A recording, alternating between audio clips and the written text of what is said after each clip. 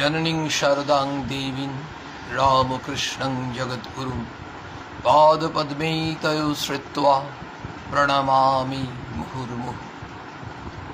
भगवान श्रीरामकृष्णदेव माँ जगज्जननी एवं जुगाचार्य स्वामी विवेकानंदेर चरणे भक्तिपूर्ण प्रणाम निवेदन करी। आपनारा श्रीरामकृष्ण माँ शारदा देवी एवं स्वामी विवेकानंदेर भावादर्शे अनुरागी भक्तबृंद आपनादेरके आमार अंतरेर श्रद्धा ज्ञापन करी।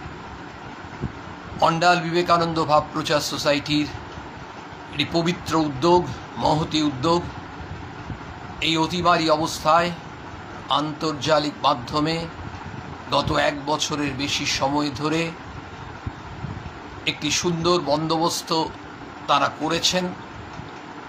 সাধুবাদ জানাতে হবে যে ঠাকুরমা স্বামীজির প্রসঙ্গ এই মুহূর্তে আমরা সবাই ভক্তরা অকপটে বলছি আমাদের কাছে অক্সিজেন। এটা ঘটনা, বিজ্ঞানসম্মতভাবে যেখানে অক্সিজেনের প্রয়োজন অক্সিজেন লাগছে, যেখানে ওষুধের প্রয়োজন ওষুধ লাগছে, কিন্তু যারা সুস্থ শারীরিকভাবে তারা মানসিকভাবে অসুস্থ হয়ে পড়ছে। বর্তমান অবস্থা যা যাচ্ছে সেইখানে এই মানসিক টনিক অক্সিজেন ভরসা শক্তি যাই বলি না কেন আমরা কোনোটাই ভুল নয়। সব হচ্ছে এই ভগবানের কথা শোনা। মায়ের কথা যখন শুনছি তখন খালি মনে হচ্ছে ওই যে মা বলছেন, মায়ের যে আশ্বাস বাণী, মনে ভাববে আর কেউ না থাক আমার একজন মা আছে। প্রতি মুহূর্তে আমরা আমাদের আকুতি নিয়ে মায়ের কাছে সব জানাতে পারি। এমনিভাবেই মায়ের পদপ্রান্তে গিয়ে বসে থাকতেন অনেক গৃহী সন্তানরা, সন্ন্যাসী সন্তানরা। তারা গিয়ে মায়ের কথা শুনতেন, মায়ের অমৃত কথা শোনার পর তারা লিপিবদ্ধ করে রাখতেন। ঠাকুরের অমৃত কথা লিপিবদ্ধ করে রেখেছিলেন মাস্টারমশাই। ঠাকুরের নির্ধারিত যন্ত্র আজ যদি লিপিবদ্ধ না করা থাকতো আমরা কি বঞ্চিত হতাম। আজকে আমরা শ্রী শ্রী রামকৃষ্ণ কথামৃত পেয়েছি। আমাদের জীবনের সমস্যার সমাধান, একটা শান্তির সন্ধান আমরা পাই ঠাকুরের অমৃত কথায়, মায়ের অমৃত বাণীতে। শ্রী শ্রী মায়ের কথা এমনই একটি গ্রন্থ যেখান থেকে আমরা মাঝে মাঝে প্রায়ই বেশ কিছু সপ্তাহ ধরে মায়ের সন্তানদের মায়ের সঙ্গে কথোপকথন যা লিপিবদ্ধ করে রেখেছেন সেগুলো আমরা পাঠ করছি, শ্রবণ করছি, আমাদের কল্যাণ হচ্ছে। এমনই একটি অংশ। একবার আমি একাকী শ্রী শ্রী মায়ের দর্শনে গিয়েছিলাম। মায়ের এক সন্তান বলছেন, মা তখন কয়েকদিনের জন্য জয়রামবাটি থেকে কামারপুকুরে এসেছিলেন। আমারও কামারপুকুরেই প্রথম যাওয়া।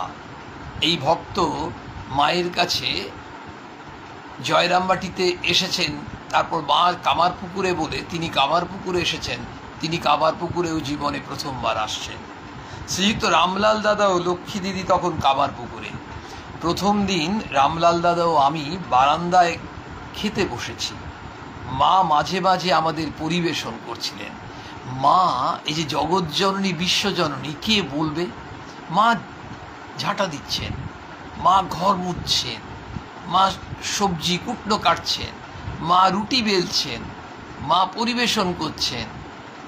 সব থেকে অবাক লাগে একেবারে দিনের বেলায় মনে হচ্ছে অন্ধকার হয়ে গেছে, এত মেঘাচ্ছন্ন আকাশ, মাঝে মাঝে বৃষ্টি পড়ছে। মা সবজি নিয়ে আসছেন ঝুড়িতে করে, সেই ঝুড়ি মাথায় করে নিয়ে মা স্বয়ং আসছেন, কাউকে বুঝতে দিচ্ছেন না, টুকটুক টুকটুক করে ঘরে ঢুকছেন, কেউ যেন জানতে না পারে। সব কাজই তোমার নীরবে। মায়ের তো কোনো প্রচার নেই, মা যে এলেন, মা যে ভগবতী, কেউ জানতেই পারল না। স্বয়ং রাজা মহারাজ বলছেন, ঠাকুর না চিনিয়ে দিলে আমরাই কি মাকে চিনতে পারতাম? সাক্ষাৎ জগদম্বা। মা কেমন একেবারে সাধারণ মানুষ, সাধারণ একেবারে গ্রাম বাংলার মা। তার নিজের কোন রকম কোনো চাহিদা নেই, কোনো অভিযোগ নেই, অথচ কাউকে কিছু করতে দেবেন না। ভক্তরা যখন প্রসাদ পাচ্ছেন, মায়ের সন্তানরা প্রসাদ পাচ্ছেন, কে মুসলমান, কে হিন্দু, কে ব্রাহ্মণ, কে অব্রাহ্মণ, কিছু না, মা গিয়ে সে এটা পরিষ্কার করছে, জায়গাটা পরিষ্কার করছে। মাকে যখন কেউ বারণ করছেন, মা বলছেন, উচ্ছিষ্ট কি, সবাই তো আমার সন্তান, আমি যে মা। ওরা ভক্তের আবার কোনো জাত আছে? 36 কোথায়, সব তো আমার।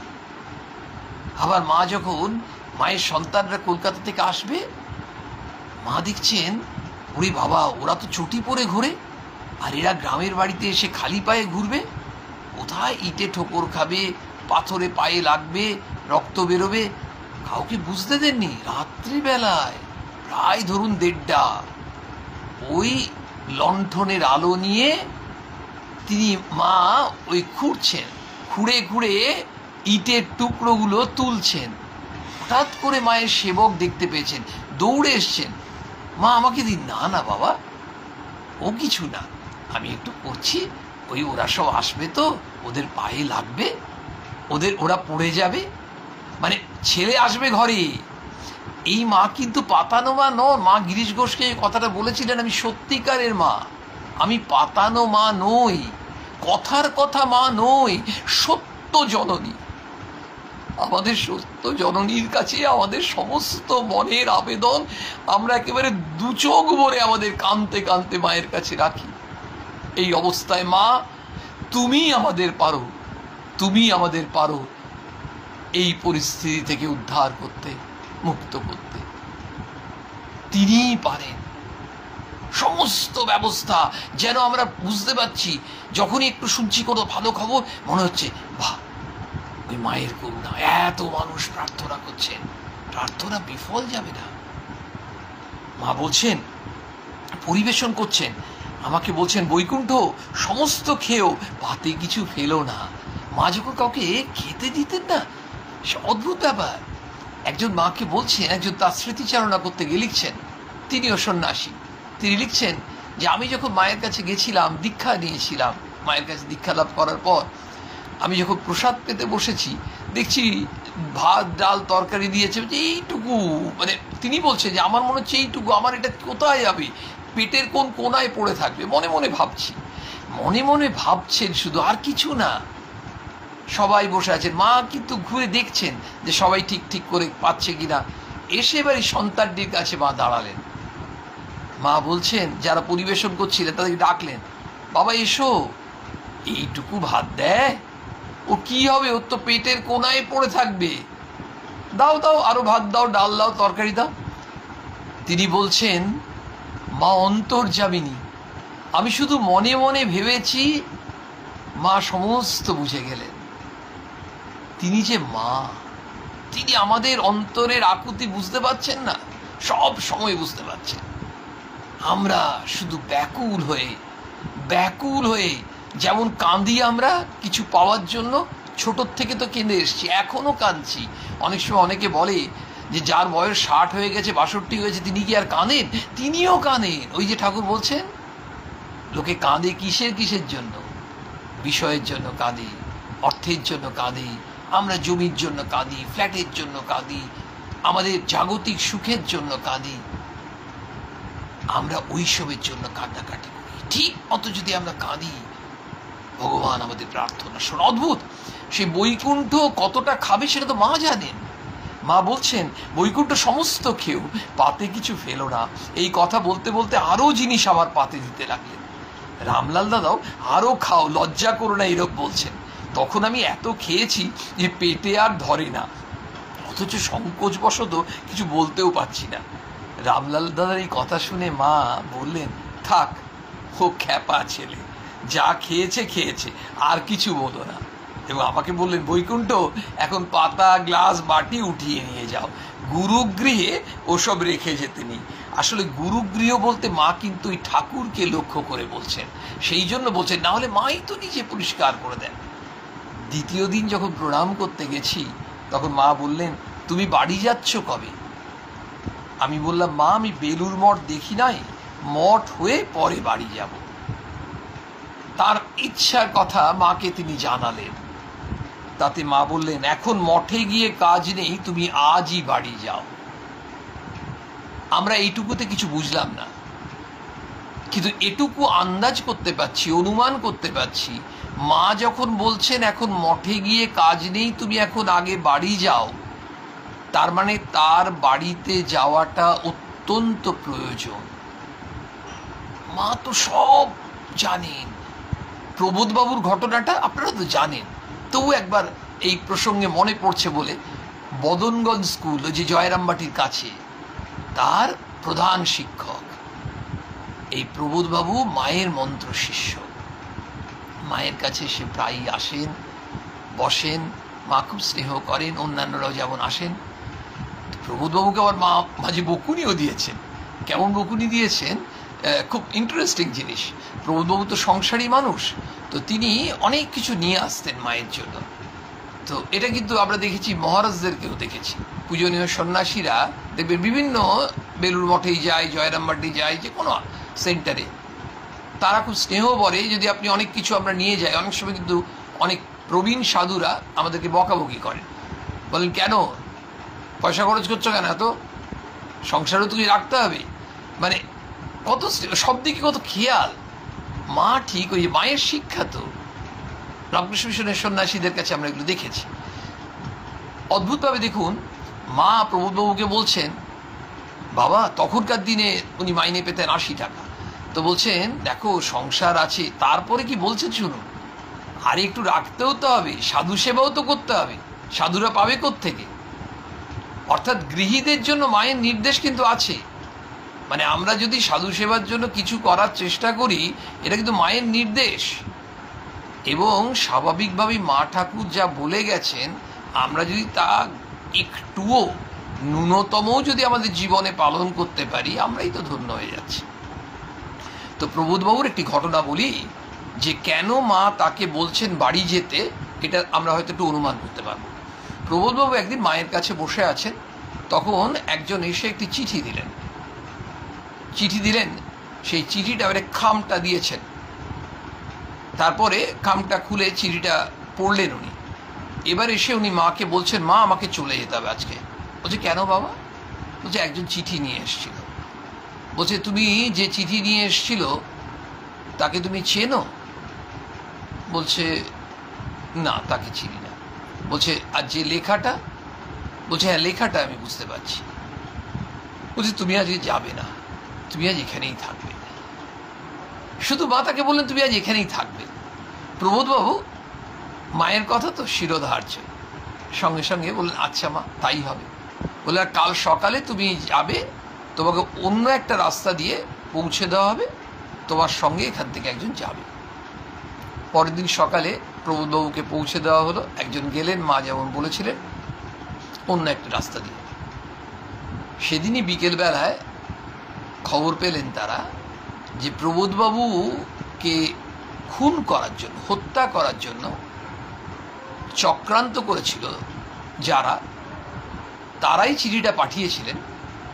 এবং প্রবোধবাবু খুব ভালো মানুষ ছিলেন। ভালো মানুষদেরও তো অসুবিধা, খারাপ মানুষদের অনেক কাজ করতে পারে না, সেই জন্য ভালো মানুষকে রাস্তা থেকে সরিয়ে দেওয়া হয়। এই ধরনের চেষ্টা অনেক সময় হয়। রাখে হরি তো মারে কে, আমরা শুধু কথার কথা বলি তা নয়। এই তো রাখে হরি তো মারে কে, মা যাকে রাখবেন তাকে ওই চক্রান্তকারীরা মারবে কোত্থেকে? ওরা তো চক্রান্ত করেছে, ওরা তো জানে আমরা যখন চিঠিটা এমনভাবে লিখেছি সে আসবেই। মা তো জানেন যে ওখানে তারা কি করে রেখেছে মায়ের অন্য সন্তানরা, মায়ের এই সন্তানকে হত্যা করবে। অদ্ভুতভাবে তাদের চক্রান্ত ব্যর্থ হলো, মা একেবারে কোলে করে রক্ষা করছে। এই ছেলেটিকে, এই ভক্তটিকেও মা কেন বলছেন বাড়ি যেতে তিনি তখনও জানেন না। মা শুধু বললেন যে আমি এখন মঠে গিয়ে কাজ নেই, তুমি আজই বাড়ি যাও। আমি বললাম মা এত দূর এসেছি, এবার সে তো বুঝতে পারছে না, একবার মঠে না গিয়ে এখন বাড়ি ফিরছে। তারও গো বলছে আমি বাড়ি ফিরবো না, কিন্তু সে জানে না মা কেন বলছেন। প্রবোধবাবুর ক্ষেত্রে কিন্তু প্রবোধবাবু যদি বলতেন যে না মা আমি যাবই আজকে, মা যেতে দিতেন না, কিন্তু উনি একবারই বললেন না আমি যাব না। মা যেমন বলছেন আপনি, মা বললেন না তুমি বাড়ি যাও, গুরুর আজ্ঞা লঙ্ঘন করতে নেই। এবার মা কিন্তু একটু জোরে বললেন। মা কিন্তু কখন জোরে বলছেন? যখন প্রয়োজন হচ্ছে, যখন প্রয়োজন হচ্ছে। ঠাকুরকে মা কখনো কোনো কথা জোরে বলতেন না, একেবারে অত্যন্ত মৃদুর স্বরে ঠাকুর যা বলতেন মা তো তাই শুনতেন সাধারণত। যেখানে প্রতিবাদ করার মা সেটা করেছে। ওই ঘটনাটা মনে করি না আমরা। ঠাকুর যেদিন মাকে বললেন যে আজকে যে যার হাত দিয়ে খাবার পাঠিয়েছ, মা তো বললেন যে ঠিক আছে আজকের দিনটা খেয়ে নাও। ঠাকুর যখন রেগে গেলেন যে ওর হাত দিয়ে কেন খাবার পাঠালে, যার তার হাত দিয়ে খাবার পাঠালে তুমি জানো না আমি খাই না। মা বললেন ঠিক আছে, ও আসলে আমাকে মা বলে ডাকলো তো তাই আমি দিলাম। বলছে ঠিক আছে,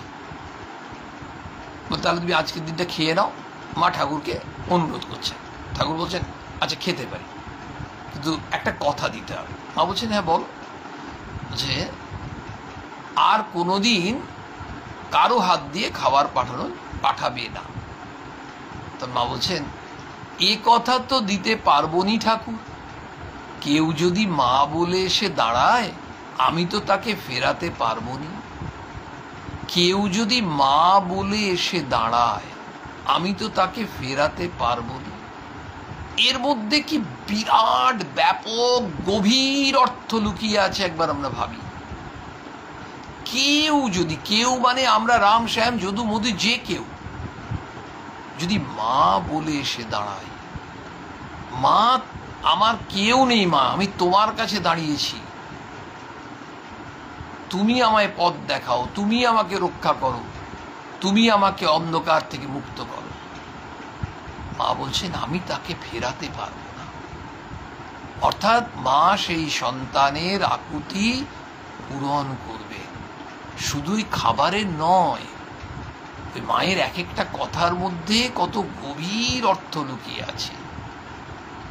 তাহলে আমরা মায়ের কাছে দাঁড়াতে পারি না কেন? যেটি আমাদের কাল হয় আমরা সাধারণভাবে নিজেকে সারেন্ডার করি না, ধরে নি আমি তো চেষ্টা করছি, আমি তো ঠিক করে দিতে পারবো। মানুষের চেষ্টা ক্যাপাসিটি সে তো সীমিত, সসীম, আর ভগবান তো অসীম, অনন্ত। ওই যে স্বামীজি বলেছিলেন অনন্ত ভাবময় ঠাকুরকে তোদের গণ্ডিতে তোরা বেঁধে রাখতে চাস। সে অসীম সর্বশক্তিমান ভগবানের কাছে তার শক্তি তো আমরা জানি না, জানার দরকারও নেই। মা শুধু বলছেন কেউ যদি মা বলে এসে একবার দাঁড়ায় আমি তাকে ফেরাতে পারি। অদ্ভুতভাবে দেখুন মা তখন প্রতিবাদ করলেন ওইখানটায়। এমনি প্রতিবাদ মা আরো অনেক জায়গায় করেছেন, খুব অল্প জায়গায় হলো। আবার কখনো কখনো বলেছে যখন একজন সন্তান মাকে বলছেন মা তাহলে আমি রসাতলে গেলাম, তখন রেগে গেলেন, বলেন বিধির সাধ্য নেই আমার সন্তানকে রসাতলে নিয়ে যায়। এখানেও মা বলছেন না তুমি বাড়ি যাও, গুরুর আজ্ঞা লঙ্ঘন করতে নেই। মা তো গুরু, মাই দীক্ষা দিয়েছেন। এই কথার পর আমি আর কোনো আপত্তি করলাম না, কিন্তু মনে মনে ভাবলাম এখান থেকে সরতে পারলেই মঠে যাব, তখন আর মা জানতে পারবেন না। মানে মা যে অন্তর্যামিনী, অথচ ভাবছে আমি একবার এখান থেকে সরে যাই, মা তো আর জানতে পারছে না, মাকে লুকিয়ে লুকিয়ে আমি মঠে চলে যাবো। মানে মঠে যাওয়ার তো খুব ইচ্ছা। সেই সময় এলাহাবাদ থেকে একটা স্ত্রী ভক্ত আর তার সঙ্গে একজন পুরুষ ভক্ত এসেছিলেন, তাদেরকে মা সেদিনই দীক্ষা দিলেন। মা আমাকে ডেকে বললেন তুমি এদের সঙ্গে যাও, কিন্তু আমি সঙ্গে যাব গেলে তাদের অসুবিধা হবে বলায় আমি আর গেলাম না। তাদেরকে বিদায় দেবার জন্য মা সদর দরজা পর্যন্ত এসেছিলেন। এর আগে আমি আমার টাকার ব্যাগটা সদরে কুলুঙ্গিতে রেখেছিলাম। ওই এখন আগেকার দিনেও ছিল, গ্রামের বাড়িতে কুলুঙ্গি থাকতো। উক্ত কুলুঙ্গিতে মায়ের দৃষ্টি পড়ায় তিনি ওটা ঘরে রেখেছিলেন। ওই যে কুলুঙ্গিতে আছে, যে কেউ নিয়ে নিতে পারে। কত দিকে দৃষ্টি মায়ের, ওই যে টাকার ব্যাগটা নিয়ে নিলে তাহলে তার অসুবিধা হবে, মা কিন্তু সেটা সরিয়ে রেখে দিয়েছিলেন ঘরে। তারপর লক্ষ্মী দিদিকে দিয়ে আমাকে জিজ্ঞেস করে পাঠালেন, বৈকুণ্ঠ তার টাকার ব্যাগটা কি করলে? এই কথা শুনে আমি সেখানে খুঁজতে গিয়ে ওখানে পেলাম না। দেখে লক্ষ্মী দিদি গিয়ে মাকে এই খবরটা দিলেন। মা আমাকে ডেকে বললেন, এত অসাবধান হলে কি সংসারে চলে? এইটুকু সাবধানতা যার নেই সে আবার কিসের সংসার করবে? তোমার টাকার ব্যাগ আমার কাছে আছে, তুমি তাদের সঙ্গে গেলে না কেন?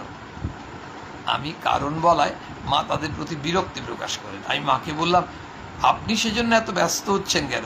আমি একটা লোক ঠিক করে কাল যাব। মা এই কথাটা শুনে নিজে ঘরের ভেতর গেলেন। এরপরে যে জায়গাটা এসে মাকে বলছেন যে মা ওই যে বাড়িতে কেন যেতে বললেন, সেই জায়গাটা একবার বলি। আমাদের খুব ভেতরে ভেতরে একটা কৌতূহল হচ্ছে। আসবার সময় তখন মা আমাকে বললেন যে তুমি এখান থেকে একবার ঘরে যেও, একেবারে ঘরে যেও, এখন মঠে বা এখানে ওখানে কোথাও গিয়ে কাজ নেই। মা একদম পরিষ্কার বলছে, বারবার বলছে। দেখুন, এটা কথা আমাদের গর্ভধারিণী মারাও যখন বলেন যে আজকে যাস না, আজকে যাস না, আমরা দেখেছি অনেক সময় কথা না শুনে আমাদের কিন্তু কোনো না কোনো একটা অসুবিধায় পড়তে হয়েছে। মা অন্তর্যামিনী, মা তিনি সব জানেন, তো তিনি আবার তাকে সচেতন। মা এটাও জানেন যে তার সন্তান ভেতরে ভেতরে ভেবেছে মাকে না জানিয়ে বিলুর মঠে যাবে। তো মা বলছেন, তুমি এখান থেকে একেবারে ঘরে যেও, এখন মঠে বা এখানে ওখানে কোথাও গিয়ে কাজ নেই। আমাদের কৌতূহল হচ্ছে, তো কি হবে? ঘরে গিয়ে বাপ মায়ের সেবা করো। এখন বাবার সেবা করা উচিত, এখন বাবার সেবা করা উচিত। প্রথমে বললেন বাপ মায়ের সেবা করো, তারপর বললেন এখন বাবার সেবা করা উচিত। তার মানে কি বাবা অসুস্থ বা বাবার কোনো শারীরিক অবনতি হয়েছে, কিছু একটা? মা সেটা বুঝতে পারছেন। এই কথা বলে আমার হাতে 4 খিলি পান দিয়ে আমাকে আসতে বললেন, মানে রওনা দিতে বললেন। আমিও মার আজ্ঞা শিরোধার্য করিয়া আমার পূর্ব সংকল্প পরিত্যাগ পূর্বক গোয়ালপাড়া মঠ থেকে বাড়ি এলাম। এইবারে তিনি তো মনে মনে ভেবেছিলেন যে বাড়ি যাব না, বাড়ি পরে যাব ঘুরে, কিন্তু মা এতবার করে বলছেন, এবার তিনি আর পারলেন না। তিনি মায়ের আদেশ শিরোধার্য করলেন, যেটা প্রবোধবাবু করেছিলেন। প্রবোধবাবু জীবনটি বেঁচে গেছিলেন একেবারে, তাকে হত্যা করার চক্রান্ত ব্যর্থ হয়ে গেল।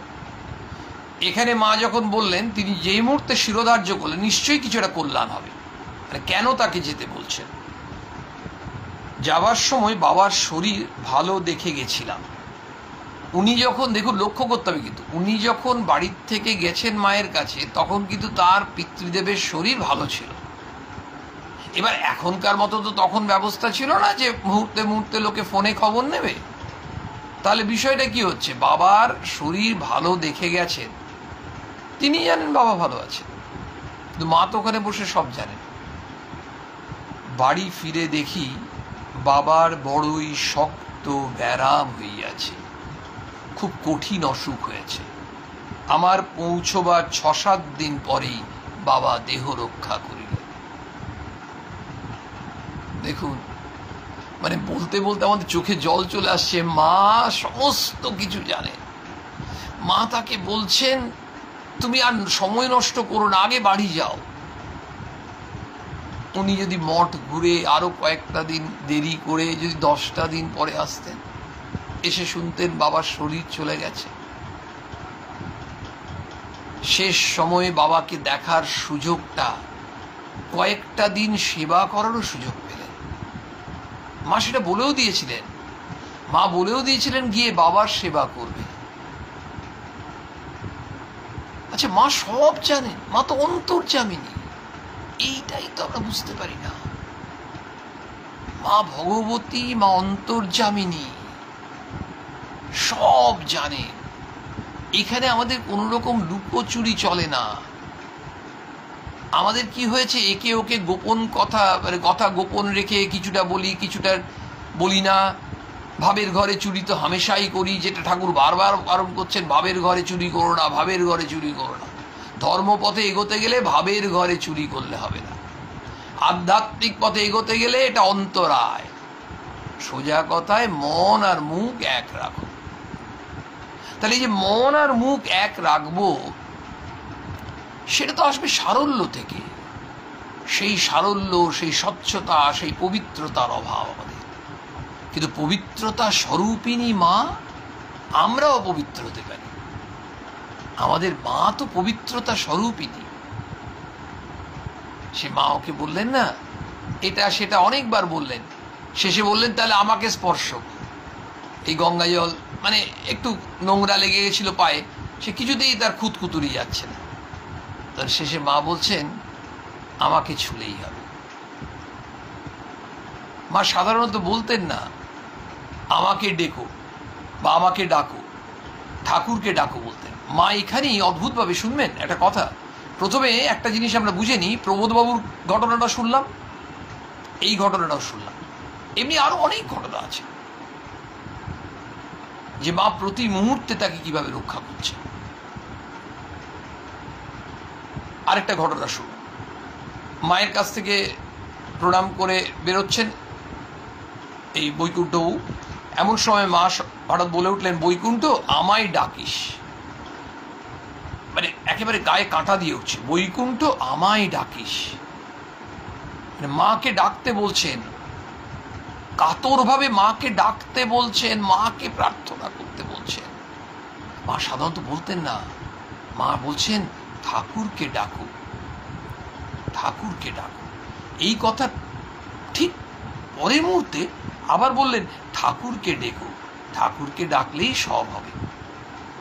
বলেই নিজে কিন্তু আবার নিজে গুটিয়ে নিচ্ছেন, বলছেন ঠাকুরকে ডেকো, ঠাকুরকে ডাকলেই সব হবে। আর ঠাকুর কি বলছেন মায়ের সম্বন্ধে? ও কি যে সে, ও আমার শক্তি। শ্রীরামকৃষ্ণ বলছেন ও আমার শক্তি। মানে মা যদি কিছু একটা বলে দেন, ঠাকুর বারবার সচেতন করছেন ভাগ্নেকে, আমাকে যা বলছিস বল। কিন্তু মা যদি একবার কিছু বলেন, তাহলে কিন্তু ব্রহ্মা বিষ্ণু মহেশ্বর তো রক্ষা করতে পারবে না। বলছেন ঠাকুরকে ডেকো, ঠাকুরকে ডাকলেই সব হবে। এই সময় লক্ষ্মী দিদি সেখানে ছিলেন, তিনি বলে উঠলেন, না মা, এ কি কথা, এ তো বড় অন্যায়। ছেলেদের এমন করে ভোলালে তারা কি করবে? মা বললেন, কই আমি কি করলুম, একদম ছোট্ট বাচ্চা মেয়ের মতো। লক্ষ্মী দিদি বলছেন, মা তুমি এই মুহূর্তে বৈকুণ্ঠকে বললে আমায় ডাকিস, আবার বলছো ঠাকুরকে ডাকো। একবার বললে তুমি আগে বললে কিন্তু আমায় ডাকিস, আর তারপরে তুমি বলছো ঠাকুরকে ডাকো। মা বললেন ঠাকুরকে ডাকলেই তো সব হলো। মা কিন্তু তাড়াতাড়ি ওটাকে, যে মানে আমাদের ভাষায় হচ্ছে ম্যানেজ করা, মা তো আর ম্যানেজ করছেন না, কিন্তু মা নিজেরটা বলতে চাইছেন না, বলছেন যে ঠাকুরকে ডাকলেই তো সব হলো। তখন লক্ষ্মী দিদি মাকে বললেন, মা এরকম ভাবে ভোলানো তোমার অন্যায়। আর আমাকে বিশেষ করে বললেন, দেখো বৈকুণ্ঠ, আমি আজ এই নতুন শুনলুম যে মা বলছেন আমায় ডেকো। তুমি এ কথা যেন ভুলো না, ঠাকুর আর কে, তুমি মাকেই ডেকো। তোমার বড় ভাগ্য যে মা নিজে তোমায় এ কথা বললেন, তুমি মাকেই ডেকো। লক্ষ্মী দিদি তিনি নিজে বলছেন, কি বলছেন, যে মা আমি নতুন কথা শুনলাম। বৈকুণ্ঠকে বলছে, দেখো বৈকুণ্ঠ, আমি নতুন শুনলাম যে মা বলছেন আমায় ডেকো। মা বলেন না সাধারণত, লক্ষ্মী দিদি বলছেন আমি শুনিনি। তারপর বলছেন, তুমি এ কথা ভুলো না, তুমি মাকেই ডেকো। তোমার বড় ভাগ্য যে মা নিজে তোমায় এ কথা বললেন, তুমি মাকেই ডেকো। তার কত সৌভাগ্য, মা তাকে নিজের মুখে বললেন আমাকেই ডেকো। লক্ষ্মী দিদি স্ট্রেসফুলি বলছেন, বারবার এমফ্যাটিক্যালি বলছেন, তুমি ভুলো না, তুমি মাকেই ডেকো। আমাকে এমনি বলে মাকে বললেন, কেমন মা হয়েছে এখন? লক্ষ্মী দিদির এই কথায় মা মৌন থেকে সম্মতির লক্ষণ জানালেন। ওই মৌনতাই সম্মতির লক্ষণ। মা কিচ্ছু বললেন না, মা চুপচাপ থাকলেন, মৌন থাকলেন। অর্থাৎ মা ওইটাই সাপোর্ট করলেন, হ্যাঁ মাকেই ডাকো। তাহলে মা কাকে ডাকতে বলেছিলেন? বললেন, বৈকুণ্ঠ আমায় ডাকিস।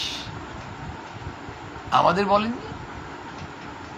আমরা সবাই তো সেই। আমরা কি এটা বুঝতে পারছি না যে ওই ঘটনাটায় ওই মানুষটা আমাদের প্রতিনিধি? তাহলে মা কি বলছেন? ঠাকুরকে ডাকো। আর মা কি বলছেন? আমাকে ডাকিস।